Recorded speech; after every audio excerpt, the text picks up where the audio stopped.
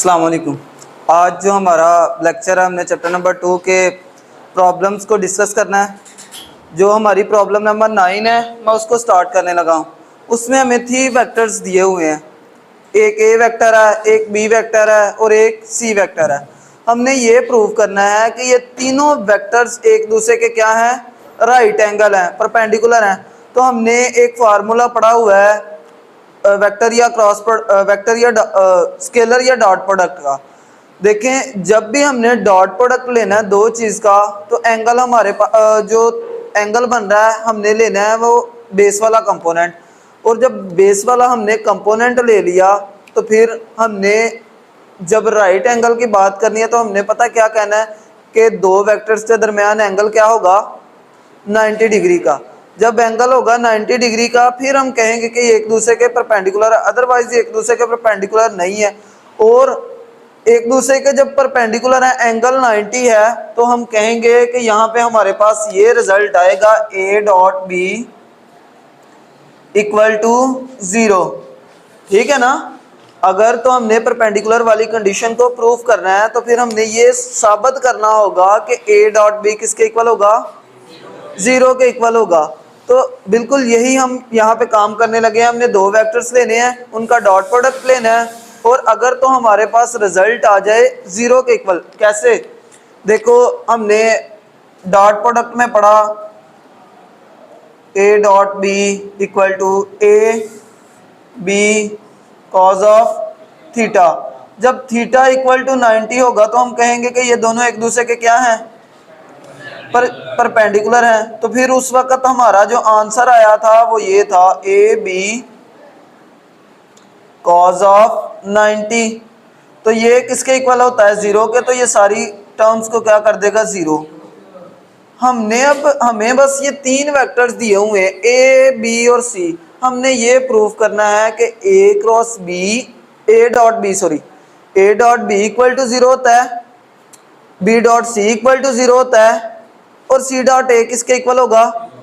ये कब 0 होंगे, जब ये एक दूसरे के क्या होंगे, परपेंडिकुलर। क्योंकि हमने ये इसकी प्रॉपर्टी पढ़ ली हुई है, जब भी ये परपेंडिकुलर होंगे तब भी इनका डॉट प्रोडक्ट 0 के होगा, इक्वल होगा। तो फिर यहाँ पे मैं दो वेक्टर को लेता हूँ, उनको मल्टीप्लाई करता हूँ, सिंपल वही मल्टीप्लीकेशन का मेथड।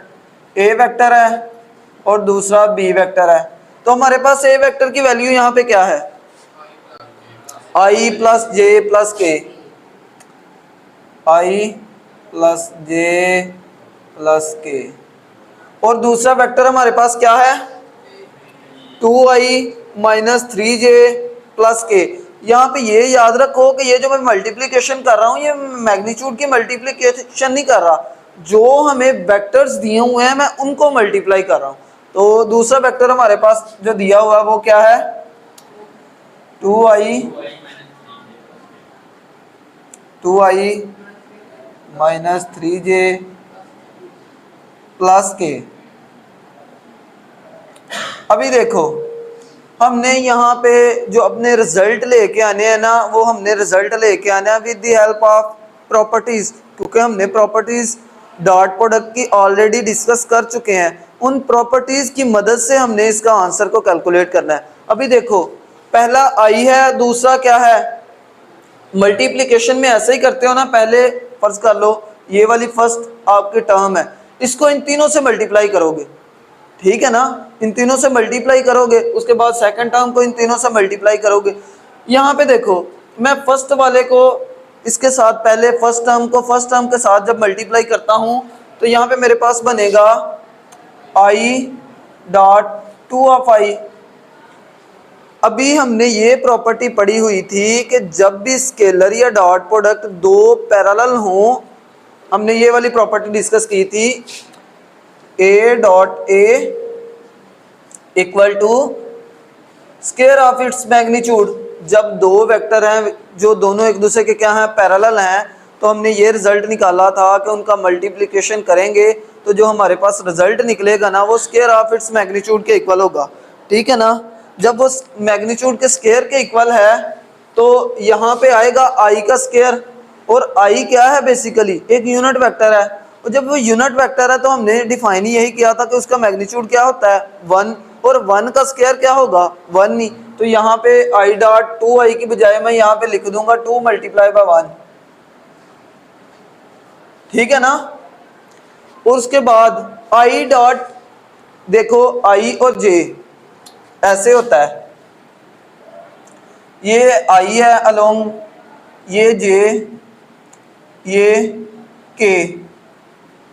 अभी यहां पे देखो आई और जे क्या एक दूसरे के परपेंडिकुलर नहीं है, एक दूसरे से राइट एंगल है ना, आई इस तरफ है और जे अपवर्ड है, तो दोनों के दरमियान एंगल कितना, जब दोनों के दरमियान एंगल 90 है तो वही वाली प्रॉपर्टी यहाँ पे जो हमने यूज की थी, जब दो वेक्टर्स एक दूसरे के परपेंडिकुलर होंगे तो उनके दरमियान एंगल क्या होगा 90 का, और जब एंगल 90 का होगा तो उनका प्रोडक्ट किसके इक्वल आएगा 0 के इक्वल।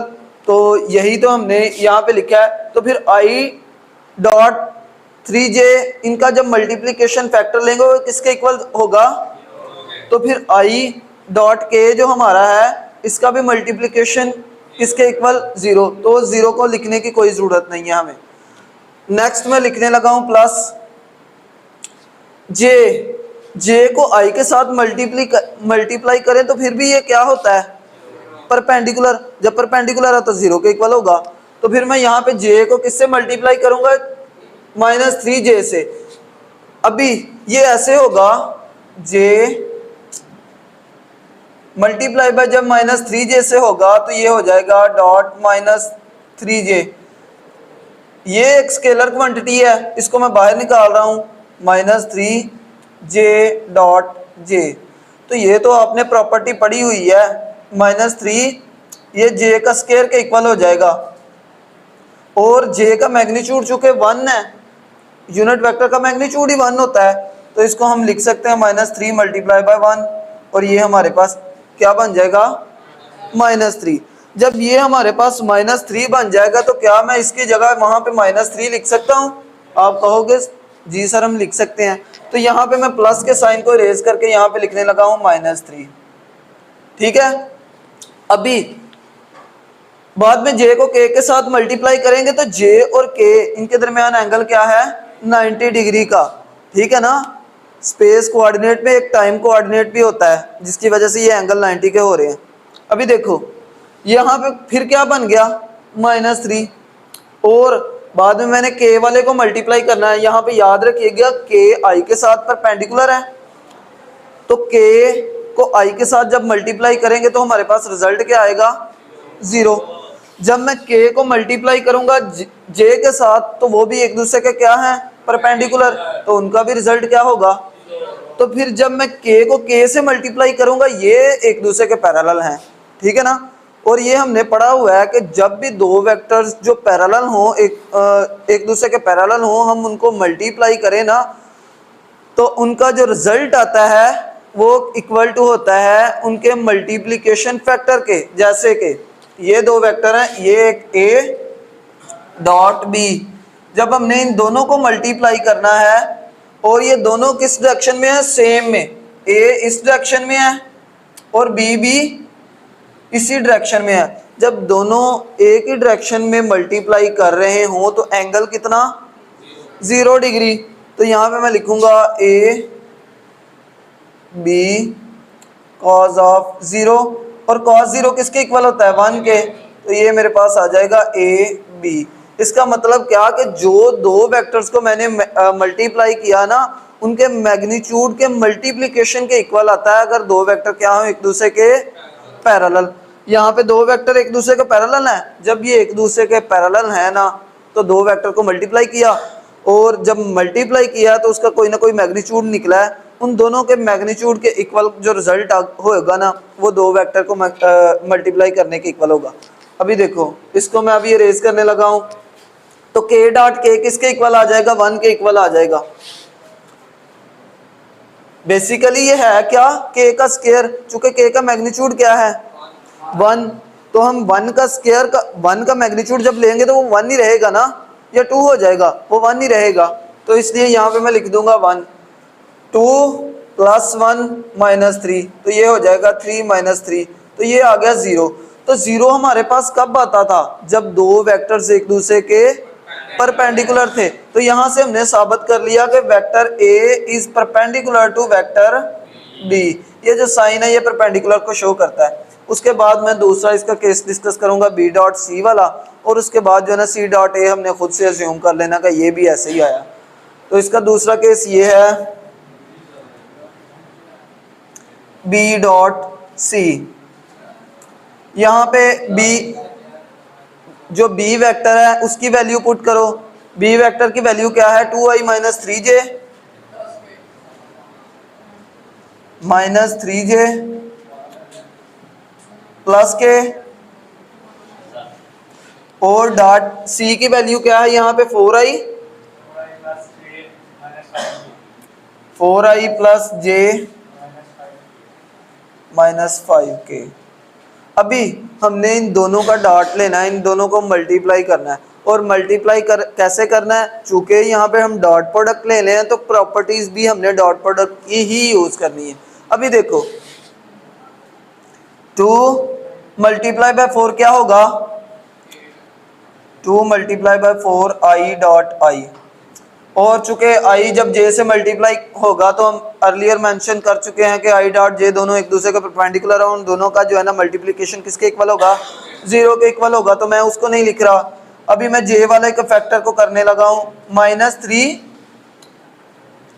प्लस देखें -3 मल्टीप्लाई बाय 1, यहाँ पे मल्टीप्लाई चलो कर देता हूँ, मल्टीप्लाई बाय 1 तो ये हो जाएगा j डॉट j। ये देखें ये मल्टीप्लाई मैं कर रहा हूं, ये क्रॉस प्रोडक्ट नहीं मैं ले रहा, ये क्रॉस नहीं है।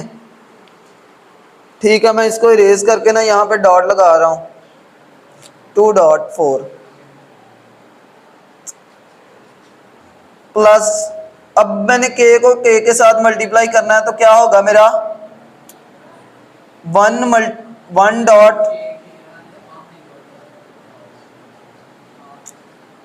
-5 और k डॉट। अभी ये सारे किसके इक्वल है, 1 के इक्वल। हमने ये प्रॉपर्टी पढ़ी हुई है the self product of dot product में सेल्फ प्रोडक्ट किसके इक्वल होता है in term of unit vector, उसके 1 के इक्वल होता है। ठीक है ना,